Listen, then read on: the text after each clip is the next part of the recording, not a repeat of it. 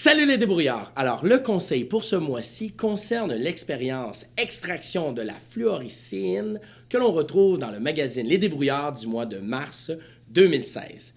Le but de l'expérience est de sortir le pigment très coloré que l'on retrouve dans un crayon marqueur.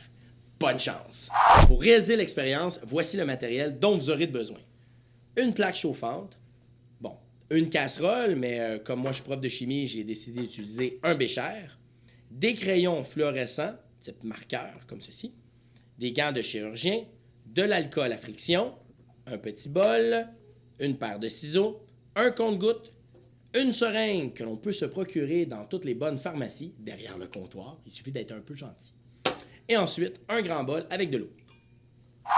La première étape consiste à retirer le tube d'encre qui est situé dans le crayon fluorescent. On peut se servir d'une paire de ciseaux. On retire ceci. C'est ça qui est important pour l'extraction de la fluoricine. Pour l'étape numéro 2, on va remplir notre seringue. Comment on va remplir notre seringue? C'est très simple. D'abord, alcool à friction. On va verser ça dans un petit pot, comme celui-ci.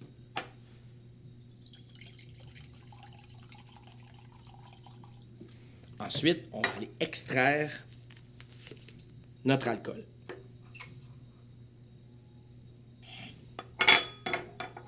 Et maintenant, ce qui est intéressant, c'est que pour extraire tout le pigment qui est à l'intérieur du tube, il suffit tout simplement d'éjecter notre encre à l'intérieur de notre bécher en poussant, évidemment, notre alcool à friction comme ceci.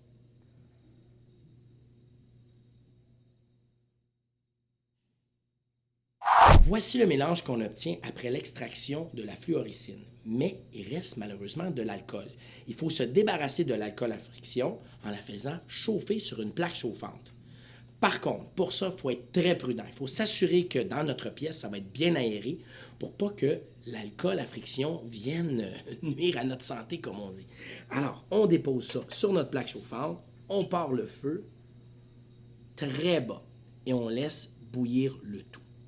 On est en train d'obtenir une évaporation de l'alcool. On peut se servir évidemment d'une cuillère de bois. On brasse doucement. Rappelez-vous qu'il faut bien aérer la pièce où on se situe.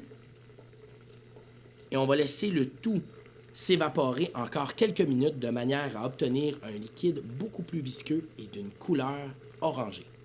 Une fois le liquide refroidi et l'alcool tout évaporé, on obtient ce liquide-ci qu'on va transférer dans un autre petit récipient. Et là, ça va commencer à être intéressant. Tout ce que vous avez besoin, c'est un grand verre d'eau et votre petit compte-gouttes. Regardez bien qu'est-ce qui va se produire.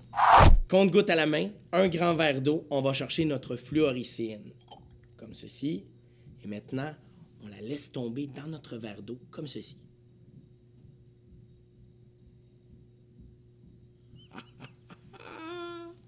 C'est incroyable! Si vous avez à la maison une lumière ultraviolette, l'effet est encore plus spectaculaire. Alors, je vais vous laisser sur ce petit bonus d'expérience que vous pourrez tenter à la maison. Et surtout, prenez des photos, envoyez-nous le tout sur lesdébrouillards.com de manière à pouvoir voir vos résultats.